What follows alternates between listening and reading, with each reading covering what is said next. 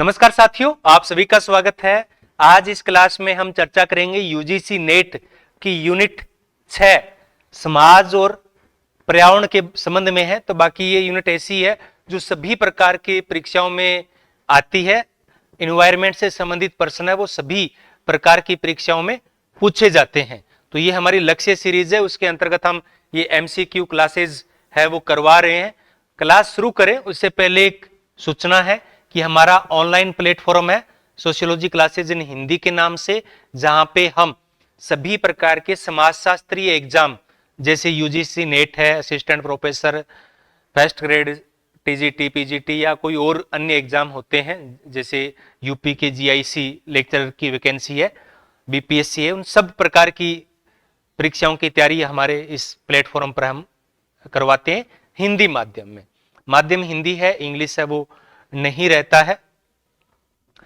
तो ये एनवायरनमेंट से संबंधित आप इस ऐप को डायरेक्ट प्ले स्टोर से डाउनलोड कर सकते हैं या फिर ये जो स्क्रीन पे मोबाइल नंबर चल रहा है आप इन पे व्हाट्सएप करके भी इसका लिंक है वो प्राप्त कर सकते हैं। तो अब शुरू करते हैं आज की हमारी क्लास। तो इस क्लास में मैंने प्रश्न बहुत ज्यादा विविध रखे हैं। स्टार्टिंग में 7-8 प्रश्न है इजी रखे हैं, फिर लगभग 15-20% ऐसे हैं जो मैंने खुद ने तैयार किए हैं, वो अभी परीक्षाओं में नहीं पूछे गए हैं लेकिन परीक्षा में पूछे जा सकते हैं, नेट लेवल के ही मैंने रखे हैं। और फिर लास्ट के 10% ऐसे हैं जो पहले परीक्षाओं में पूछे जा चुके हैं। तो शुरू करते हैं आज की हमारी ये क्लास। पहला ही प्रश्न है कि चिपको आंदोलन। तो चिपको आंदोलन के बारे में हम सभी जानते हैं। वैसे चिपको आंदोलन एक पहले भी हुआ था, राजस्थान के जोधपुर के अंदर अमृता देवी बिश्नोई के द्वारा प्रारंभ किया गया था। वहां पर 363 महिलाएं हैं वो पेड़ों से चिपक गई थी और उनको पेड़ों के साथ ही काट दिया गया था। हम उस चिपको आंदोलन की बात नहीं कर रहे हैं, हम उत्तराखंड में जो चिपको आंदोलन हुआ था उसकी बात कर रहे हैं। तो इसकी शुरुआत है वो 26 मार्च 1974 को होती है। गोरा देवी के नेतृत्व में महिलाएं हैं वो पेड़ों के लिपट जाती है और पेड़ों की कटाई विरोध करती है। तो प्रश्न ये है कि किस गांव से इस आंदोलन की शुरुआत होती है। तो 4 ऑप्शन है और राइट ऑप्शन क्या होगा? ए मांडल, बी रेनी, सी जोशीमठ और डी टिहरी। तो जोशीमठ तो अभी चर्चाओं में आया है, वहां पे पहाड़ है वो दरक रहे हैं और इस कारण अभी भी उनका विरोध किया जा रहा है। अभी भी उत्तराखंड के अंदर जो हमारे तीर्थ धाम है उनके 12 मासी रोड तैयार की जा रही है लेकिन उनका विरोध है वो किया जा रहा है क्योंकि वहां उस वजह से उनको बहुत ज्यादा पर्यावरण का नुकसान हो रहा है। तो प्रश्न ये था चिपको आंदोलन की शुरुआत किस गांव से होती है। तो राइट आंसर है बी, रेणी गांव से इस चिपको आंदोलन की शुरुआत है वो होती है। तो ये उत्तराखंड से प्रारंभ हुआ था, उस समय तो उत्तराखंड नहीं था, उत्तर प्रदेश में ही ये क्षेत्र वो आता था। तो 21 महिलाओं ने ठेकेदारों की जो पेड़ों की कटाई का ठेका दिया हुआ था तो उसका शांतिपूर्ण तरीके से विरोध है वो किया था। बाद में इंदिरा गांधी जी ने भी इसमें हस्तक्षेप किया था और पर्यावरण संरक्षण के लिए एक नजीर है अन्य आंदोलनों के लिए। प्रश्न नंबर 2 है शांत घाटी, साइलेंट वैली आंदोलन किस कारण से प्रारंभ हुआ। तो साइलेंट वैली आंदोलन है वो केरल के जो पश्चिमी घाट है वहां पे अत्यधिक जैव विविधता है, तो वो जैव विविधता खतरे में पड़ रही है, उस वजह से उसको बचाने के लिए ये आंदोलन है वो किया गया था। तो प्रश्न यहां पे ये बनता है कि किस कारण से ये आंदोलन प्रारंभ हुआ था। खनन परियोजना का विरोध किया गया था,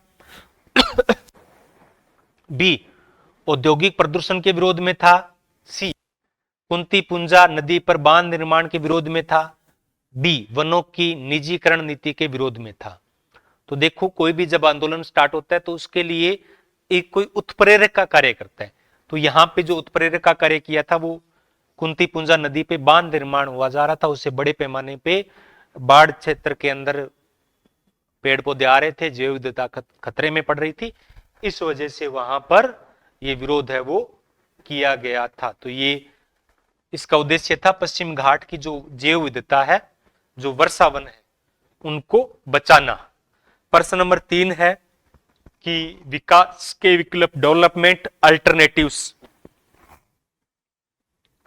वर्तमान में जो विकास किया जा रहा है वो ऐसा विकास है, वो तत्पोषणीय विकास नहीं है, उससे पर्यावरण को गहरा संकट उत्पन्न हो रहा है। तो एक एनजीओ है जो कहता है कि इस प्रकार के विकास से हमें बचना पड़ेगा और एक नया प्रकाश विकास के अल्टरनेटिव हमें खोजने पड़ेंगे। तो विकास के विकल्प यानी जो एनजीओ है वो किन के द्वारा बनाया गया है? सुनीता नारायण, अशोक खोसला, वंदना शिवा। वंदना शिवा भारत के अंदर एक प्रमुख इको फेमिनिस्ट है, लेकिन ये इससे संबंधित नहीं है। माधव गाडगिल भी महत्वपूर्ण है, लेकिन ये भी नहीं है। तो इसका राइट आंसर है बी, अशोक खोसला। आपके कमेंट में देख पा रहा हूं, तो इसके क्लास के अंत में हम उन पे चर्चा करेंगे, क्योंकि बीच में क्लास है वो डिस्टर्ब होती है। तो 1983 के अंदर अशोक खोसला ने ये एक गैर सरकारी संगठन यानी एनजीओ बनाया था। प्रश्न नंबर 4 है पीपल फॉर एनिमल्स नामक एनजीओ की स्थापना किसने की थी? तो ये वन से संबंधित नहीं है, ये वन्य जीवों से संबंधित है और भारत की एक प्रमुख राजनीतिक रही है। कई सालों से वो उत्तर प्रदेश से जीतती आ रही है बीजेपी की टिकट पे। उनके पुत्र हैं वो भी एमपी रह चुके हैं। तो ये किन के द्वारा बनाया गया? तो ये बनाया गया है, समझ गए होंगे आप, मेनका गांधी द्वारा। ये किन के द्वारा है? ये मेनका गांधी के द्वारा बनाया गया एनजीओ है, जिसमें पशु संरक्षण, पशु अधिकार और पशु क्रूरता के खिलाफ है वो आंदोलन किया था। अभी भारत के अंदर क्या हो रहा है कि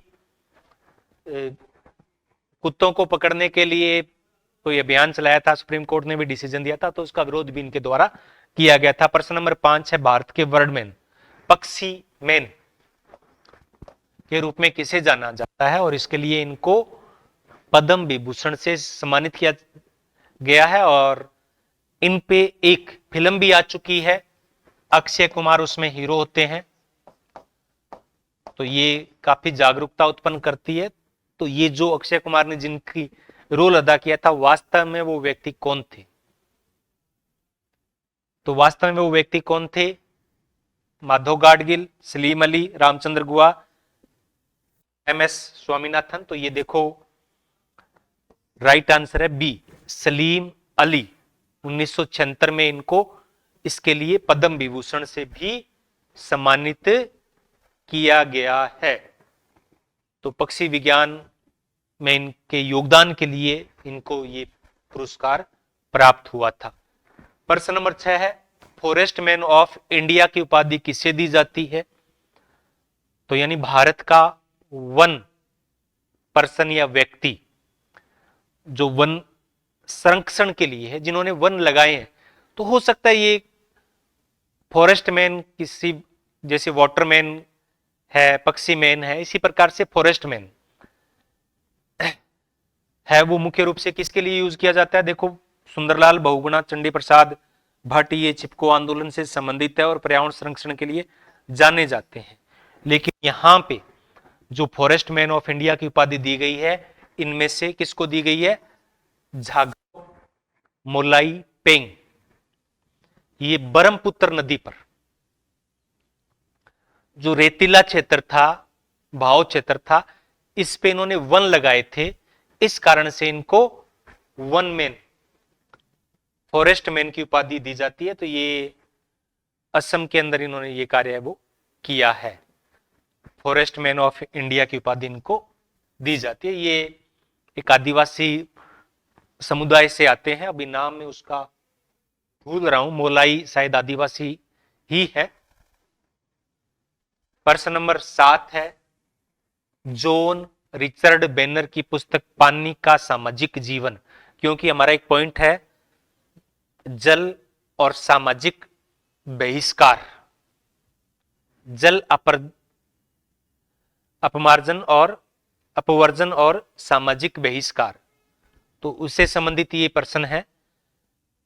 और पुस्तक है पानी का सामाजिक जीवन, क्योंकि पानी केवल एक भौतिक संसाधन नहीं है, पानी तक पहुंच है वो एक सामाजिक मुद्दा भी है। तो सोशल लाइफ ऑफ वाटर पुस्तक है 2013 के अंदर। और क्योंकि भारतीय हम देखते आ रहे हैं कि गांव के अंदर जो पानी है उसमें एक कुआ गांव के अंदर होता है, एक कुआ बाहर से होता है। तो गांव का जो कुआ होता है वो केवल सवर्ण जातियों के लिए ही होता है और बाहर अन्य जातियों के लिए होता है। एक ठाकुर का कुआं है। इसके अलावा प्रेमचंद जी ने भी कई पुस्तकें हैं वो लिखी है इन पर। तो यानी पानी केवल एक प्राकृतिक संसाधन नहीं बल्कि एक सामाजिक जीवन को प्रभावित करने वाला कारक भी है।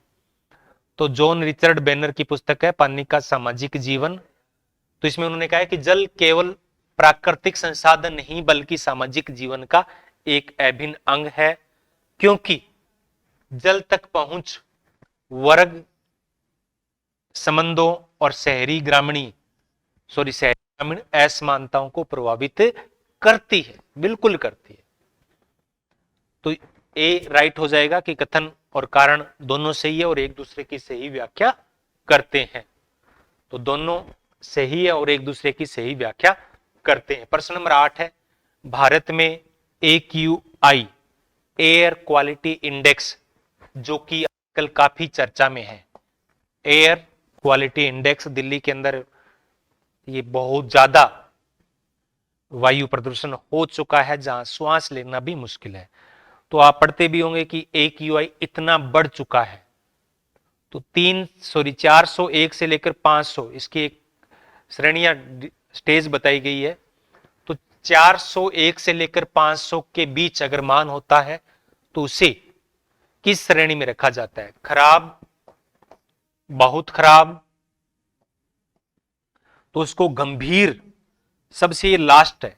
इसकी अलग अलग क्वालिटीज हैं जिसमें 50 तक का बहुत अच्छा माना जाता है, 51 से 100 तक संतोषजनक है, नो प्रॉब्लम, 100 से लेकर 200 तक मध्यम है, 201 से 300 तक खराब माना जाता है, प्रॉब्लम स्टार्ट हो जाती है, 301 से 400 तक बहुत खराब माना जाता है, इससे फेफड़ों और हृदय पर गंभीर असर है वो पड़ता है, और 401 से 500 तक ये स्वस्थ लोगों पर भी गंभीर प्रभाव डालता है।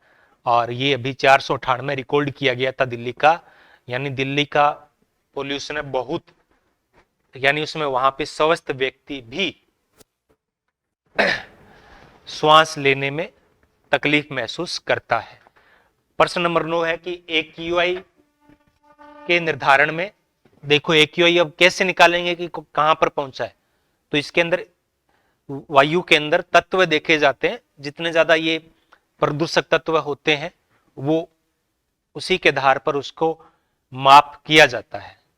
तो निर्धारण में स्वास्थ्य की दृष्टि से सबसे खतरनाक प्रदूषक कौन सा है? तो इसमें SO2 sulphur dioxide, nitrogen oxide, PM10 और PM2.5, तो ये सारे के सारे पाए जाते हैं, लेकिन सबसे अधिक खतरनाक कौन सा पाया जाता है?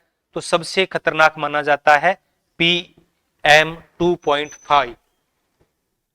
जो प्रदूषक तत्व होते हैं माइक्रोन, इनकी जो ये है चौड़ाई है, तो इसके आधार पर सबसे अगर खतरनाक है तो ये है। और इनकी पहचान करना भी बड़ा मुश्किल होता है क्योंकि ये बहुत छोटे होते हैं। तो PM2.5 सबसे खतरनाक है, फिर PM10 उससे कम खतरनाक है, फिर NO2, फिर SO2, CO, फिर O2। तो ये प्रमुख वायु प्रदूषक हैं जिनके आधार पर ये AQI का माप है वो किया जाता है। प्रश्न नंबर 10 है कि ये जब PM2.5 है, इनके संबंध में कौन सा कथन सही है? तो ये केवल नाक और गले तक सीमित है? नहीं। ये आंखों में जलन उत्पन्न करते हैं? नहीं। ये अंदर जाते हैं क्योंकि इनको रोकना बड़ा मुश्किल काम होता है और ये फेफड़ों को और रक्त प्रवाह में प्रवेश कर दम्मा, हृदय रोग के लिए खतरा उत्पन्न करते हैं। तो राइट आंसर क्या हो जाएगा? सी हो जाएगा। क्या हो जाएगा? सी इसका राइट आंसर हो जाएगा। तो ये सबसे खतरनाक है। तो उच्च AQI में इनकी मात्रा बढ़ जाती है और एक सामान्य व्यक्ति भी इनसे खतरा उत्पन्न महसूस करता है और हो सकता है कि उससे समय से पहले उसकी मृत्यु हो जाएगी। AQI, अब इनको क्या है कि जो इतने हमने स्तर बताए 50 तक, 50 से 100, 100 से 200, 200, 300, 400, 500, ये तो इनके लिए अलग अलग कोड जारी किए जाते हैं, रंग जारी किए जाते हैं। तो 300 से 400 यानी ये बहुत गंभीर है, बहुत खराब की श्रेणी में आता है। ग्रीन तो देखो, ग्रीन का तो कोई चांस ही नहीं है। फिर थोड़ा सा पीलापन हो जाता है, फिर नारंगी हो जाता है, फिर रेड हो जाता है, फिर बैंगनी हो जाता है। तो पर्पल, 300 से 400 के लिए पर्पल की श्रेणी या कलर है वो डिसाइड किया गया है। और सबसे खतरनाक है वो बिल्कुल गहरा काला या इस टाइप से भूरा या गहरा लाल हो जाता है। तो 50 तक हरा, 50 से 100 तक हल्का नीला, सॉरी हरा या पीला, फिर नारंगी, फिर रेड और फिर बैंगनी, और सबसे गहरा लाल या भूरा कलर है वो इसके लिए उपयुक्त किया जाता है। प्रश्न नंबर 12 है, फ्लोरीन युक्त गैसों में जिनको क्लोरोफ्लोरोकार्बन और हम ओजोन परत के लिए खतरनाक समझते हैं, उन पे विचार करना है और हमें बताना है कि कौन सा सही कथन है। तो CFC और HCFC ओजोन परत को नुकसान पहुंचाते हैं, तो ये बात हमने पढ़ी है।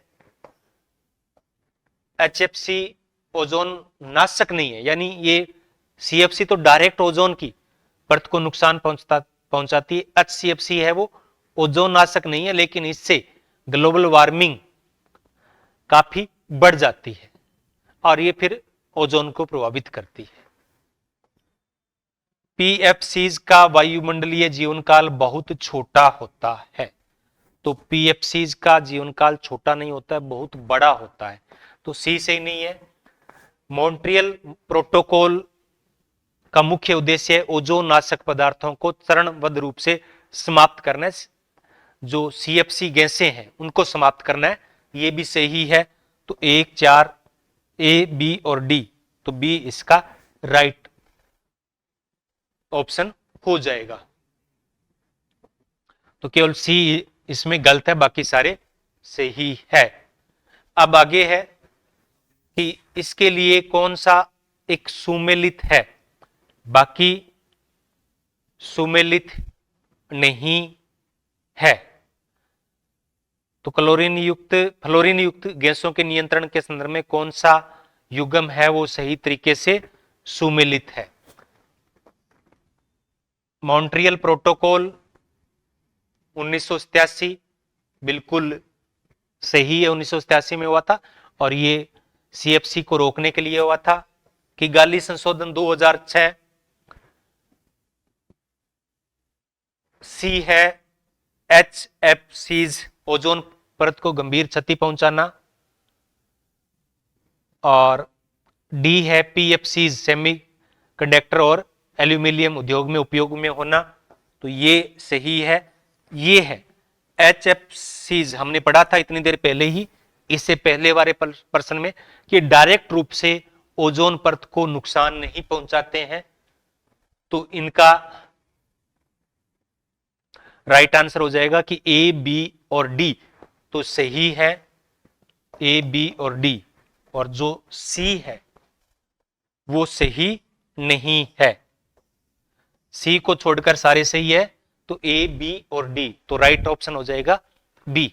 आगे है 14 नंबर, भारत की पंचामृत रणनीति, जो कोप हमारे कॉन्फ्रेंस ऑफ पार्टीज, कोप की फुल फॉर्म होती है कॉन्फ्रेंस ऑफ पार्टीज, 26 हुआ था, उसके संबंध में कौन सा कथन है वो सही है और कौन सा कथन सही नहीं है। तो A 2030 तक 500 गीगावाट गैर जीवाश्म ऊर्जा क्षमता प्राप्त करना, ये बिल्कुल सही है।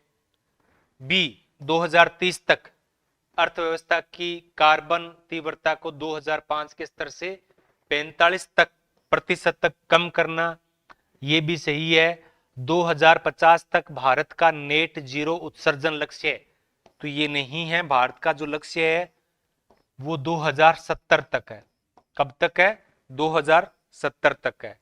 और पर्यावरण अनुकूल जीवन शैली को बढ़ावा देने हेतु लाइफ पहल का प्रस्ताव, तो सी को छोड़कर सारे सही है। तो ए, बी और डी, राइट आंसर बी हो जाएगा। तो राइट आंसर क्या होगा? ए, बी और डी। तो इसका जो लक्ष्य है भारत का नेट जीरो, यानी पूर्ण रूप से ऊर्जा है वो गैर कार्बनिक पदार्थों से की जाएगी। 15 नंबर है स्वदेशी या जो पारंपरिक ज्ञान प्रणालियां है के संरक्षण और जैव संसाधनों के न्यायपूर्ण लाभ साझाकरण से संबंधित अंतरराष्ट्रीय समझौता कौन सा है?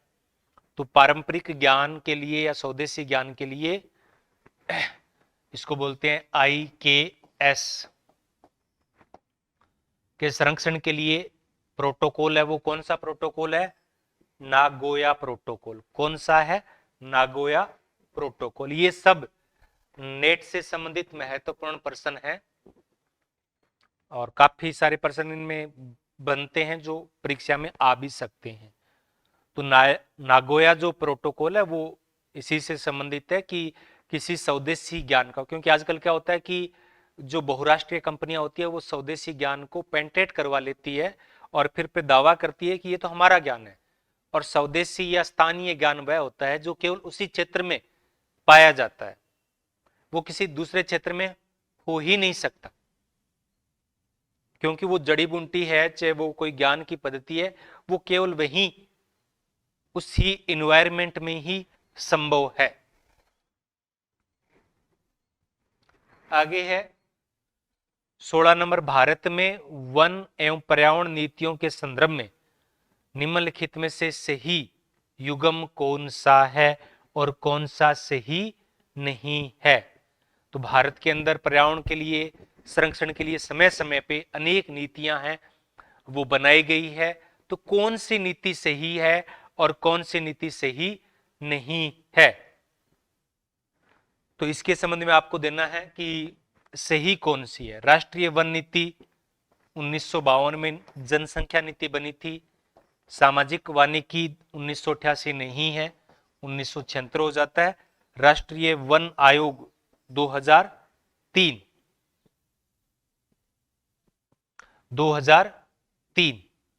राष्ट्र सामाजिक वानिकी ये भी सही नहीं है, ये भी 1976, सॉरी रिपीट हो गया। तो सी इसका राइट आंसर हो जाएगा। क्या हो जाएगा? सी, राष्ट्रीय वन आयोग। बाकी राष्ट्रीय वन नीति 1988 और सामाजिक वानी 1976 के अंदर हुई थी। आगे 17 नंबर की जॉन बेलामी फोस्टर द्वारा प्रतिपादित चयापचय विघटन यानी मेटाबॉलिक रिफ्ट की अवधारणा का केंद्रीय तर्क क्या है? ए, तकनीकी विकास ने पर्यावरणीय संकट को समाप्त कर दिया है। बी, पूंजीवाद ने प्रकृति और समाज के बीच संतुलित संबंध को तोड़ दिया है। सी, जनसंख्या वृद्धि ही पर्यावरण संकट का एकमात्र कारण है।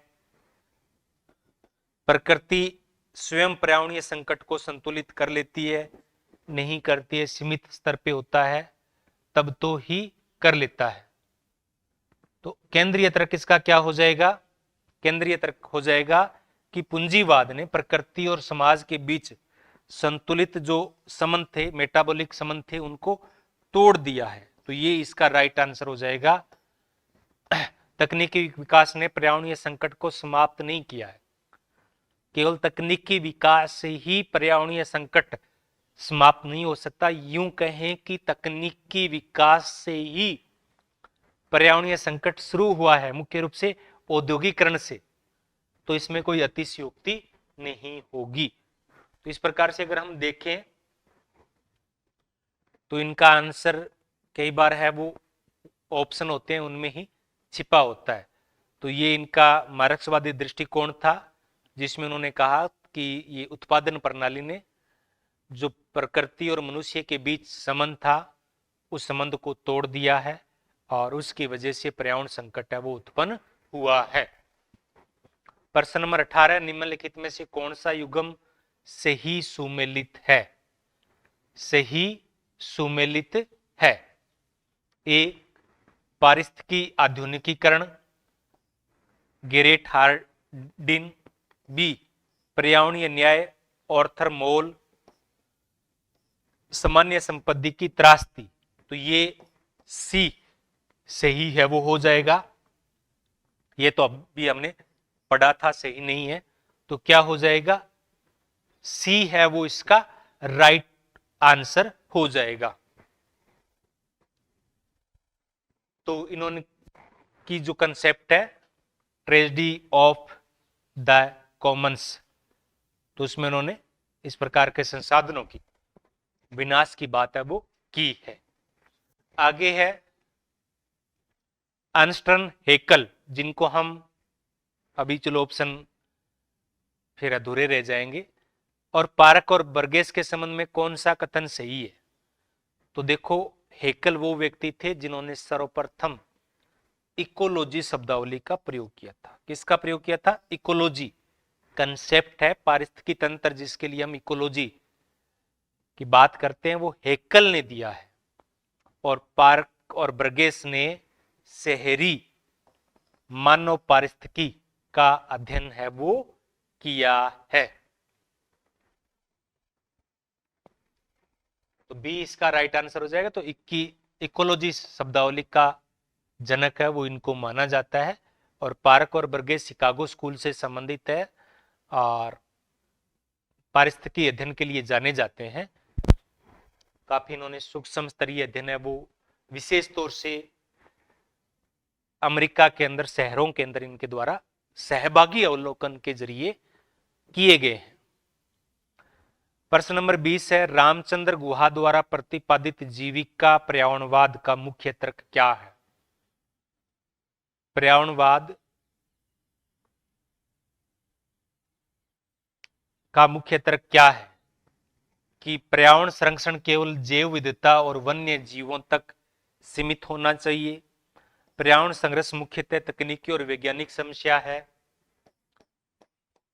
पर्यावरणीय संघर्ष जीविका,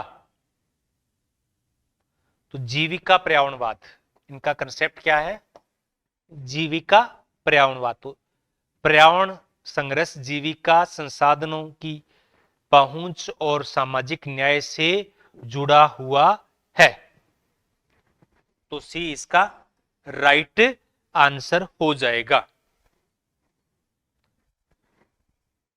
अगला प्रश्न है वो भी रामचंद्र गुहा से है कि रामचंद्र गुहा के पर्यावरणवादी दृष्टिकोण के संदर्भ में कौन सा कथन सही है?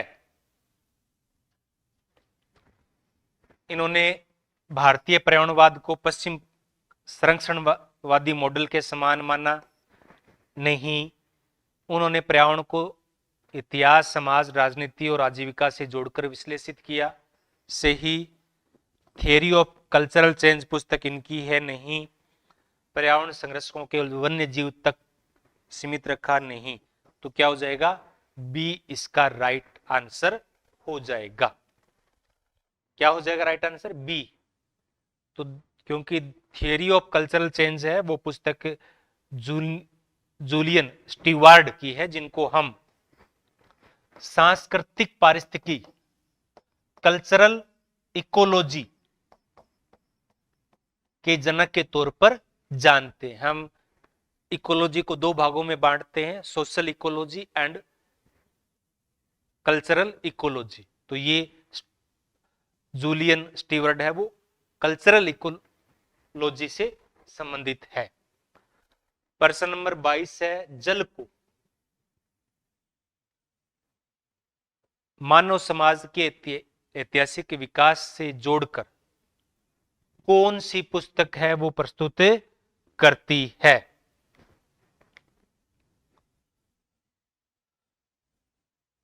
A the hydraulic city Nikhil Anand, unruly waters Sunil Amrith, C water a biography Giulio Boccaletti, D water management make केफ्री।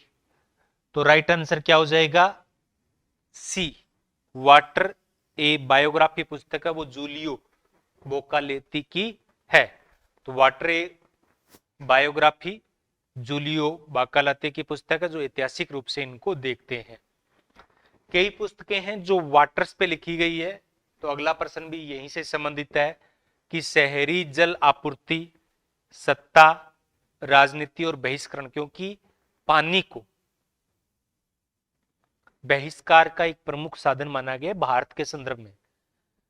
जो ठाकुर का कुआं पुस्तक है, कहानी है, वो इसको अच्छे तरीके से दर्शाती है। तो ये बहिष्कार की बात है वो जल आपूर्ति को लेकर, क्योंकि पहले गांव के अंदर 2 कुएं हुआ करते थे। एक गांव के बीच में होता था जो केवल सवर्ण जातियों के लिए होता था, और एक गांव से बाहर होता था जो अन्य जातियों के लिए होता था। तो गांव के जो सवर्ण जाति के लोग थे वो इसका उपयोग करते थे, बाकी लोग यहां से जल है वो लाते थे। तो ये वर्णन है वो किस पुस्तक में किया गया है? तो ये पुस्तक किया गया है द हाइड्रोलिक सिटी निखिल आनंद की ये पुस्तक है।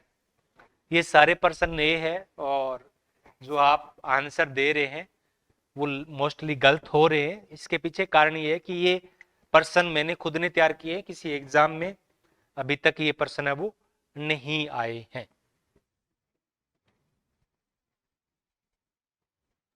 आगे निम्नलिखित में से कौन सा कथन सही सुमेलित है? तो अब देखो ये जो पुस्तक है और उनके बारे में है कि किसमें क्या कहा गया है। तो सी देखो हाइड्रोलिक सिटी, ये जैव भौतिक विश्लेषण नहीं है। अनरूली वाटर्स, ये भी सही नहीं है। द वर्थ ऑफ वाटर, ये पूरी दुनिया के लिए, किसी दक्षिण एशियाई देश के लिए नहीं है। राइट आंसर क्या हो जाएगा? वाटर मैनेजमेंट, जल को कानून और राजनीति और इतिहास के संदर्भ में समझना। तो ये वाटर मैनेजमेंट मेक केफ्री पुस्तक है जिसमें उन्होंने ये बात है वो कही है। 25 नंबर है, कौन सा अधिनियम सही नहीं है? अधिनियम तो सही है लेकिन उनका ईयर है वो सही नहीं है। पर्यावरण संरक्षण अधिनियम 1986 बिल्कुल सही है। वायु प्रदूषण निवारण और नियंत्रण अधिनियम 1981 ये भी सही है। वन्य जीव संरक्षण अधिनियम 1972 ये भी सही है। जल प्रदूषण निवारण और नियंत्रण अधिनियम 1980 सही नहीं है। तो राइट आंसर क्या हो जाएगा? सी हो जाएगा। ये शायद 1974 के अंदर बना था, 1974 के अंदर। तो जल प्रदूषण निवारण अधिनियम है वो 1974 में बना था, ना कि 1980 में। बाकी सब जो है वो बिल्कुल सही है। आगे है, पर्यावरणवाद के संबंध में निम्नलिखित में से क्या सही नहीं है? तो पर्यावरणवाद, इन्वायरमेंटलिज्म, यानी एक आइडियोलॉजी जो पर्यावरण संरक्षण के लिए है, तो इसके संबंध में क्या सही नहीं है? ए सामूहिक व्यवहार के उन सभी रूपों से है, यानी पर्यावरणवाद का जिसका लक्ष्य मनुष्य की क्रियाओं और उसके प्राकृतिक पर्यावरण के बीच संबंधों के विनाशकारी स्वरूप को ठीक करना है, सही है। बी पर्यावरण प्रति सांस्कृतिक पर्यावरणवाद का भी पोषण करता है, ये भी सही है। यानी अपने विरोधी विचारों को भी ये शामिल करता है। पारिस्थितिक नारीवाद पर्यावरणवाद का अंग नहीं है, तो ये गलत कथन है, क्योंकि इको फेमिनिस्ट है, वो पर्यावरण को, प्रकृति को महिलाओं से, नारीवाद से जोड़कर इसका विश्लेषण है वो करता है।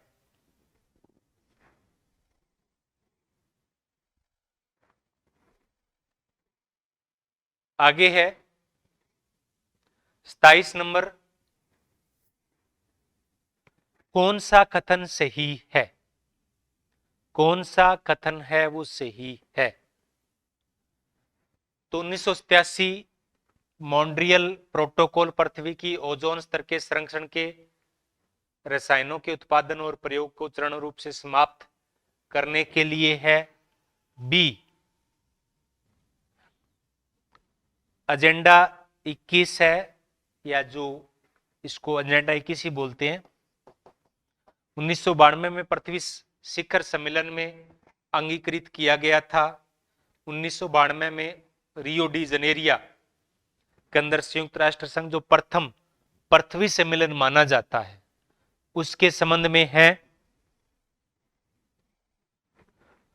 डी, 1970 में प्रकाशित रेचल कार्सन्स की पुस्तक साइलेंट स्प्रिंग में मानव और पर्यावरण को विषैले रसायनों के खतरे के प्रति ध्यान है वो आकर्षित किया गया था। तो क्या इसमें सही है?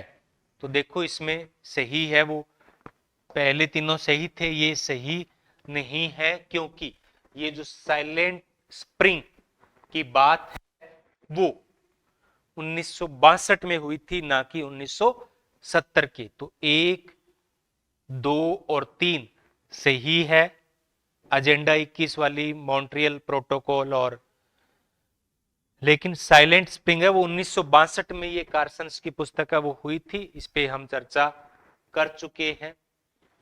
आगे है सूची ए का सूची बी के साथ में मिलान करना है।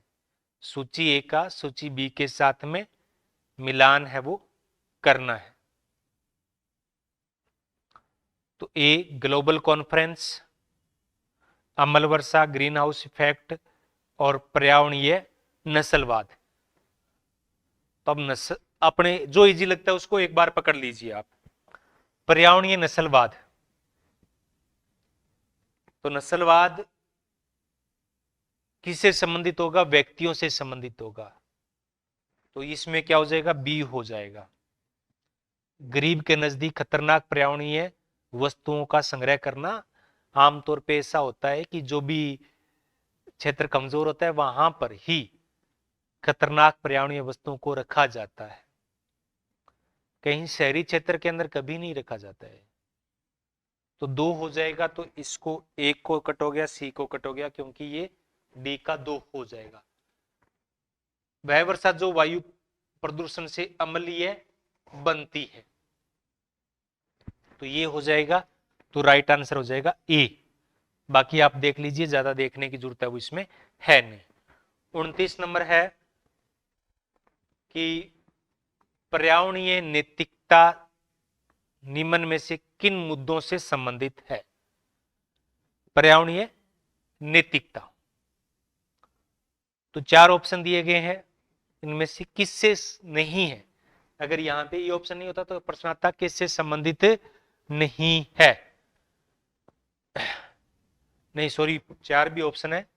तो व्यापक रूप से पर्यावरणीय विनाश का कारण अमीर लोगों का उपभोग है। आज सबसे ज्यादा जो कार्बन उत्सर्जन करता है वो अमेरिका करता है,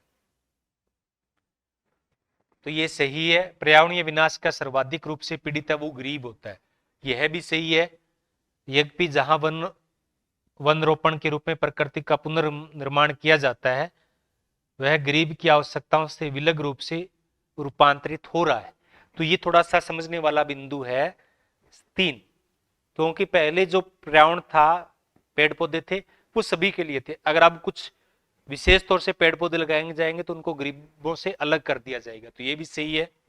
समाज और प्रकृति की समग्र समझ के बिना समुचित आर्थिक सामाजिक विकास नहीं किया जा सकता, तो ये भी सही है। तो राइट आंसर हो जाएगा डी। 1 2 3 4 सारे के सारे क्या है, सही है। आगे है गहन पारिस्थितिकी सिद्धांत के बारे में निम्नलिखित में से कौन से कथन है वो सही नहीं है। ये ऐसे प्रश्न है जो पहली परीक्षाओं में पूछे जा चुके हैं, मैंने नहीं तैयार किए हैं। 25 तक मैंने तैयार किए थे, 26 से 35 तक जो आज हम इस क्लास में करवाने वाले हैं, ये सब परीक्षाओं में पहले पूछे जा चुके हैं। तो गहन पारिस्थितिकी सिद्धांत के बारे में कौन सा कथन सही नहीं है। ये पृथ्वी पर मानवीय और गैर मानवीय जीवन के कल्याण और उन्नति का महत्व स्वयं में निहित करते हैं। मानव जीवन और संस्कृति की समृद्धि मानव जनसंख्या में समुचित कमी के साथ संगत है। मनुष्यों को अपनी महत्वपूर्ण आवश्यकताओं की पूर्ति, प्रकृति की समृद्धि और विविधता को कम करने का कोई अधिकार नहीं है। और डी है गैर मानवीय जगत के साथ वर्तमान मानवीय हस्तक्षेप अत्यधिक है और स्थिति तेजी से बिगड़ रही है।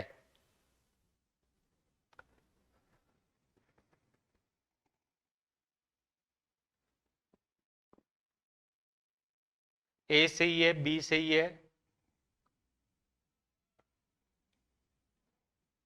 सी सही है, सॉरी सी सही नहीं है, डी सही है। तो सही कौन सा नहीं है, सी इसमें सही नहीं है। नेट की जो है हमारी आंसर की उसके हिसाब से। अब 2 ऐसे पैराग्राफ आते हैं जिनसे प्रश्न पूछे जाते हैं। तो लगभग 91 से लेकर 100 तक कुल 10 क्वेश्चन ऐसे होते हैं जो इन पैराग्राफों से संबंधित पूछे जाते हैं। तो इन पैराग्राफ के 10 महत्वपूर्ण प्रश्न है, इसको छोड़ा नहीं जा सकता। तो ये पहले एग्जाम में पूछा जा चुका है, वही पैराग्राफ मैंने यहां पे लिया है। तो इस पैराग्राफ को ध्यान से पढ़ना है और इसके जो आंसर दिए गए हैं उनका सही आंसर है वो अपने को देना है। अब इस पैराग्राफ को हम पढ़ते हैं। पर्यावरण शब्द में जैव, अजैव, भौतिक, अभौतिक वे सभी बाह्य कारक शामिल होते हैं जो मानव के चारों तरफ विद्यमान होते हैं। तो ये परि प्लस आवरण यानी जो भी चारों तरफ है वो सब पर्यावरण है। गलत होते हैं तो अब नहीं होंगे, थोड़ा ध्यान से देखेंगे तो हो सकता है 5 में से कोई एक क्वेश्चन गलत हो जाए, बाकी 4 तो सही होने ही चाहिए। पर्यावरण की परिभाषा होगी, पर्यावरण की नई अवधारणा में वे सामाजिक आर्थिक स्थितियां भी शामिल की जाती है जिनमें हम रहते हैं। पर्यावरण को अच्छी तरह से समझने के लिए इनको 3 भागों में बांटा जा सकता है। कितने भागों में बांटा जा सकता है? 3 भागों में इनको बांटा जा सकता है। भौतिक, जैविक और सामाजिक। वैसे तो पर्यावरण में 2 ही होता है, जैविक और भौतिक, जैव और अजैव, भौतिक और अभौतिक। लेकिन समाजशास्त्रीय दृष्टिकोण से हम इनमें सामाजिक पक्ष की भी बात है वो करते हैं। मानव स्वास्थ्य की कुंजी व्यापक रूप में उनके पर्यावरण में ही निहित होती है। वास्तव में मानव के खराब स्वास्थ्य के कारणों को खराब आवास, पशुओं का सह अस्तित्व, वायु, जल एवं मृदा प्रदूषण इत्यादि में खोजा जा सकता है। ये मानव स्वास्थ्य की बात है वो यहां पे की जा रही है। प्राय मनुष्य ही नगरीकरण, औद्योगिकरण और अन्य मानवीय क्रियाकलापों के माध्यम से अपने वातावरण को प्रदूषित करने के लिए उत्तरदायी है, जिससे पूरे विश्व में व्यापक सामाजिक और पर्यावरणीय बदलाव हो रहे हैं। इसलिए इस समस्या के समाधान हेतु एक स्वस्थ वातावरण बनाने हेतु एक संयुक्त बहुविषयक कार्यक्रम चलाने की आवश्यकता है। अतः सभी के लिए स्वास्थ्य प्राप्त करने हेतु, जो कि स्वस्थ वातावरण एवं स्वस्थ जीवन शैली से संबंधित है और व्यक्तिगत स्तर पर, परिवार के स्तर पर, समाज के स्तर पर पहल करने की आवश्यकता संबंधी 2 बदलाव किए जाने की आवश्यकता है। अब हमारे प्रश्न है वो शुरू होते हैं कि बाह्य कारकों से अलग पर्यावरण की नवीन संकल्पना में इन्हें भी शामिल किया जाता है। आर्थिक दशाएं, अजैव कारक, सामाजिक कारक, जीवाणु एवं विषाणु। तो अब देखो, इसके लिए आपको बार बार थोड़ा सा गहराई से देखना पड़ेगा। तो उन्होंने क्या कहा है, यहां पे कहा था कि नई अवधारणा में सामाजिक और आर्थिक स्थितियां भी शामिल की जाती है जिनमें हम रहते हैं। तो जैव और अजैव, भौतिक और अभौतिक की बात होगी। ये 12 कारक शामिल होते हैं जो हमारे तरफ चारों तरफ शामिल है वो रहते हैं। अब यहां पे प्रश्न है कि बाह्य कारकों से अलग पर्यावरण की नवीन संकल्पना में इन्हें भी शामिल किया जाता है। तो ये अजैव वाला छोड़कर सामाजिक तो हो ही जाता है, आर्थिक दशाएं भी हो जाती है। सी 1 और 3 तो हो ही रहे हैं, क्योंकि अजैव है, भौतिक चीजें हैं, वो पहले भी है, बाह्य कारक है। लेकिन यहां पे प्रश्न है कि बाह्य कारकों से अलग पर्यावरण की, तो इसमें हम इनको भी शामिल कर सकते हैं 2 को छोड़कर। तो राइट आंसर है वो हमारा डी हो जाता है। राइट आंसर हमारा क्या है, डी हो जाता है। आगे है, सभी के लिए स्वास्थ्य को सुनिश्चित करने हेतु कौन सी चुनौतियां आवश्यकताएं हैं। भी कौन सी चुनौतियां हैं वो हमारे लिए आवश्यकताएं हैं। स्वस्थ व्यवहार, स्वस्थ पर्यावरण, अनुकूल सरकार और स्वस्थ जीवन शैली।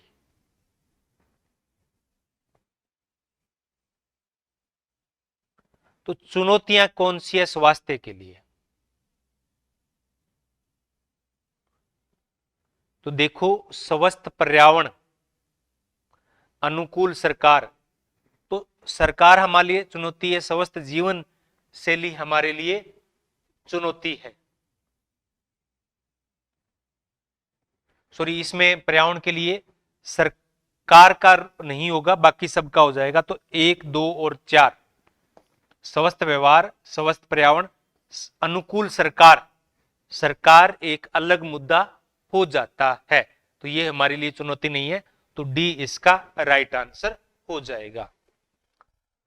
आगे, मानव विविध मानवीय गतिविधियों के माध्यम से अपने पर्यावरण के प्रदूषण का जिम्मेवार है। तो किन किन के लिए इसको शामिल है वो किया गया है। नगरीकरण, औद्योगिकरण, किन किन को शामिल किया गया है? नगरीकरण को शामिल किया था, औद्योगिकरण को शामिल किया था। जल संरक्षण नहीं होगा, तो 2 है वो कट हो जाएंगे, जिनमें 2 आ रहा है वो कट हो जाएंगे। 1, 3 और 4, डी इसका राइट आंसर हो जाएगा। आगे 35 नंबर पे, प्रतिकूल पर्यावरणीय कारक जो मानव को प्रभावित कर सकते हैं, जो मानव को प्रभावित कर सकते हैं वे हैं खराब ग्रह यानी खराब आवासीय स्थिति, जल सदूषण, सी 3 नंबर है अपशिष्ट पृथक्करण, और पशुकुंड जलाशय की उपस्थिति। तो ये प्रतिकूल पर्यावरणीय कारक कौन कौन से हैं? खराब आवासीय स्थिति, जल सदूषण यानी प्रदूषण, जलाशय की उपस्थिति, अपशिष्ट पृथक्करण।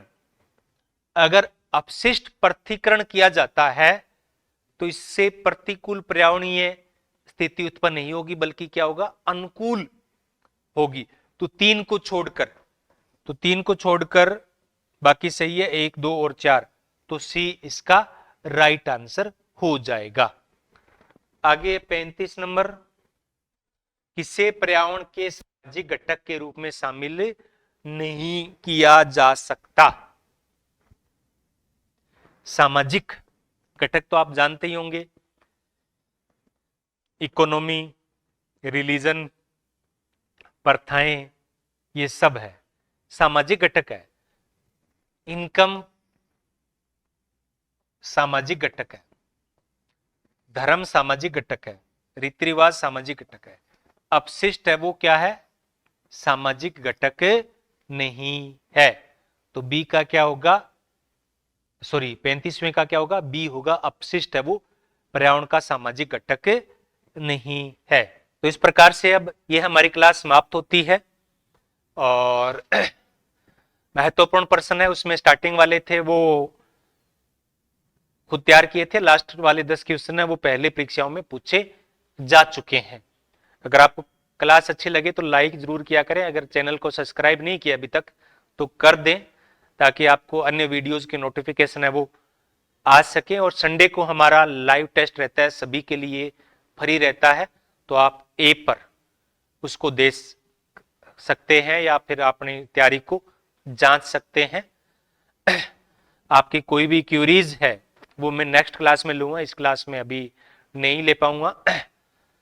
पीडीएफ है वो इसकी टेलीग्राम पे हम डाल देंगे, तो आप टेलीग्राम चैनल भी है वो हमारा ज्वाइन कर सकते हैं। ये sociology with doctor Mainpal Saran के नाम से हमारा टेलीग्राम चैनल है। अभी न्यू ईयर आने वाला है, उससे पहले हम एक अच्छा डिस्काउंट वाला ऑफर भी जारी करेंगे 4-5 दिनों के अंदर। तो आपने इतने प्रेम से सुना, इसलिए आप सभी का बहुत बहुत धन्यवाद।